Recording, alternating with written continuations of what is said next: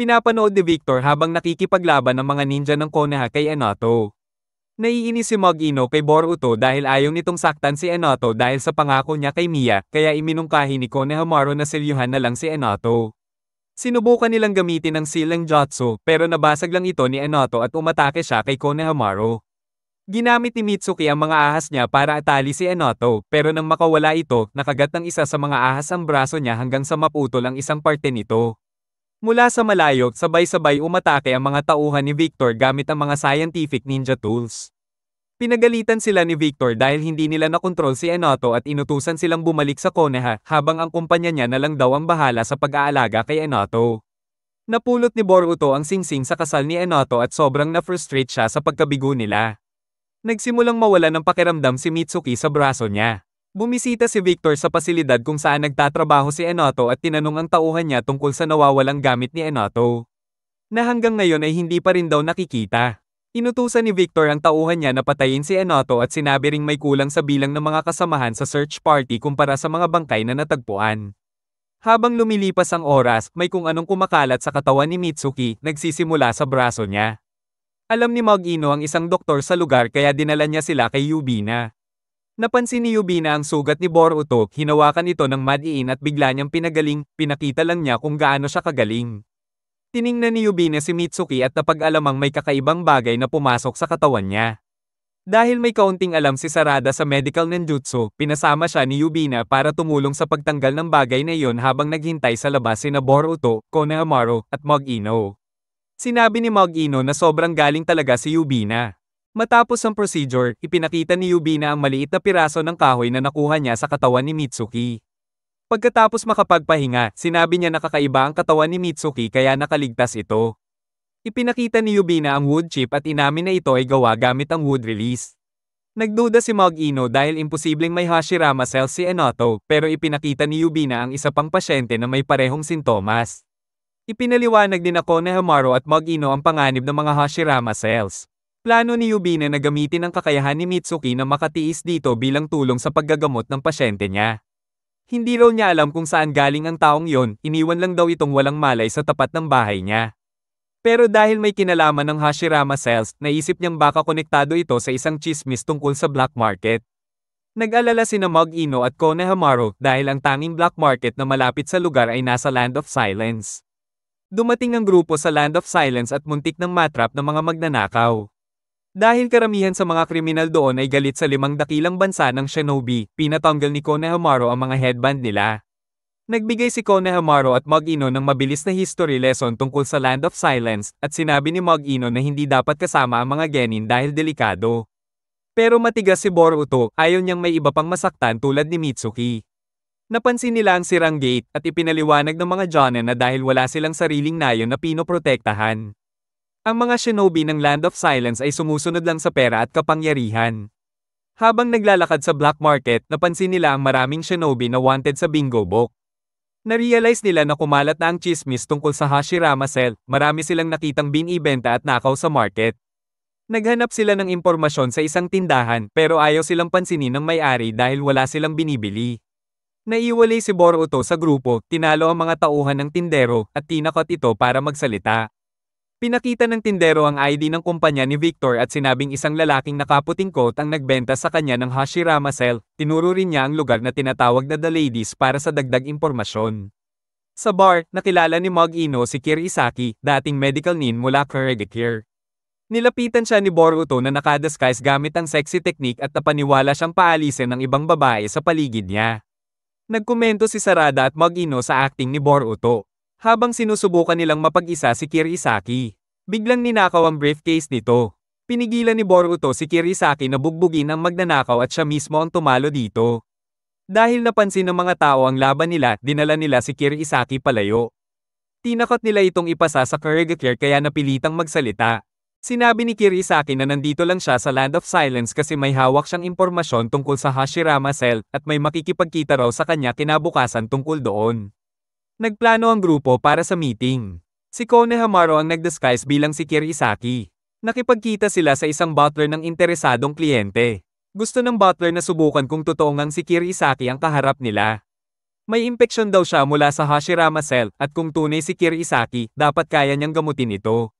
Ginamit ni Konohamaru ang antibodies ni Mitsuki para pagalingin ang butler. Natuwa ang butler sa kanya at handang isugal ang buhay para sa amo niya, kaya handa na siyang dalhin sila para makipagkita. Pero pinilit ni Konohamaru na malaman muna kung sino ang amo bago pumunta at tinakot siyang aalis na lang sila. Napilitan ng butler at sinabi na si Sakuya ang amo niya. Idinagdag din niyang may barrier sa kastilyo ni Sakuya na kailangan ng presensya niya para makapasok. Sa malayo, may 4 na lalaking may kulay purple na buhok na nanunood sa kanila.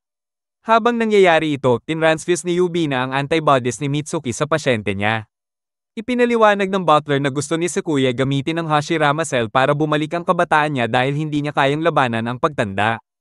Dumating ang butler sa kastilyo kasama sina Konohamaru at Boruto at nadiskubreng may nagtangkang pumasok pero napatay ng barrier. Inutusan ng butler na itapon ang bangkay sa labas ng nayon.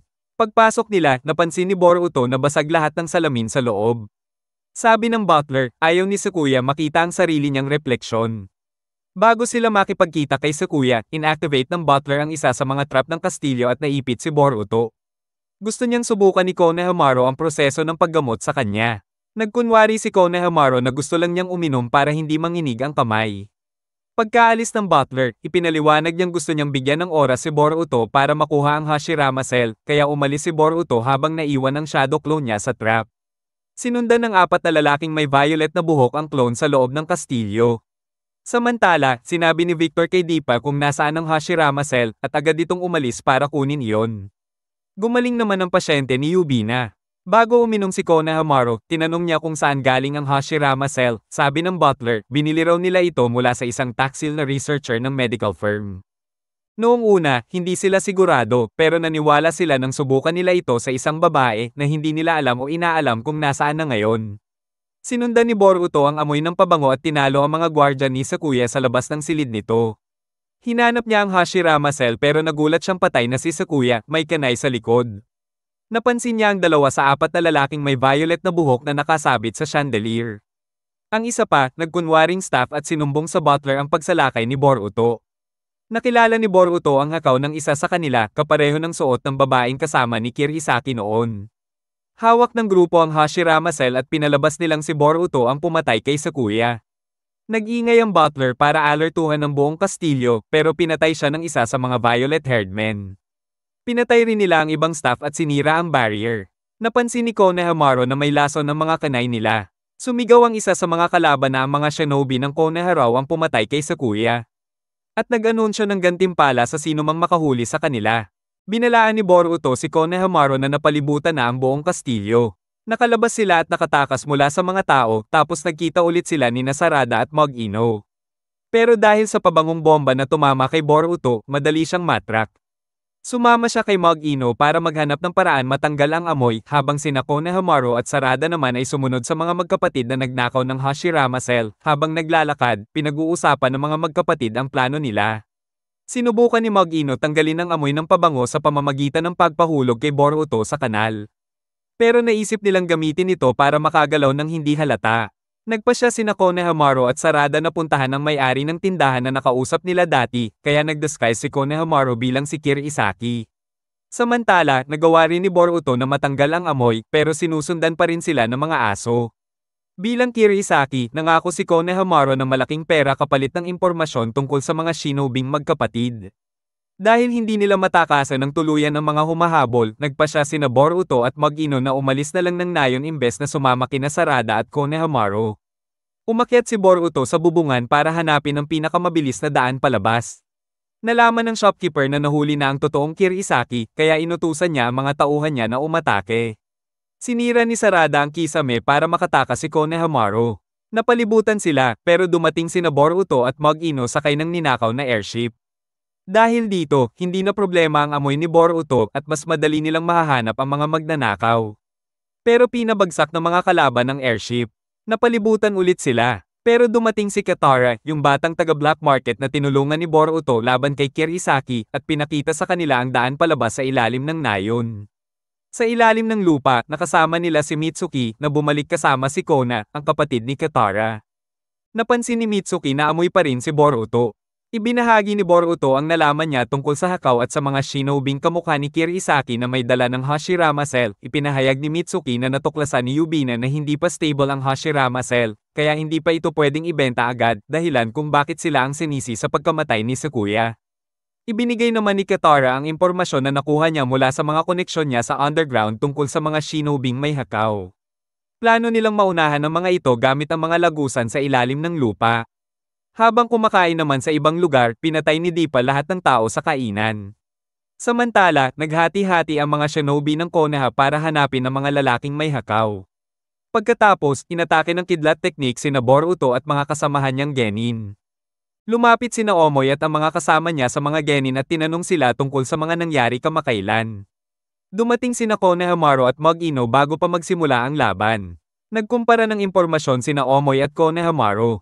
Nakilala ni Omoy ang lason at ang sandatang ginamit sa pagpatay kay Sakuya, galing ito sa mga shinobi ng Land of Haze. Nagsimula siyang mag-overthink sa mga worst case scenario. Alam nilang hindi pa stable ang Hashirama cells, kaya pinag-aralan nila kung aling ruta ang malamang na dadaanan ng mga shinobi mula Haze.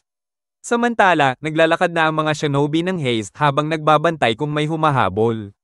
Sa kabilang banda, pumunta si Deepa sa Fushu Castle at pinatay ang mga magnanakaw habang hinahanap ang Hashirama Cell. Habang nagpapalitan ng pagbubuhat ng Hashirama Cell ang mga shinobi ng Haze, naalala nila si Yoruga.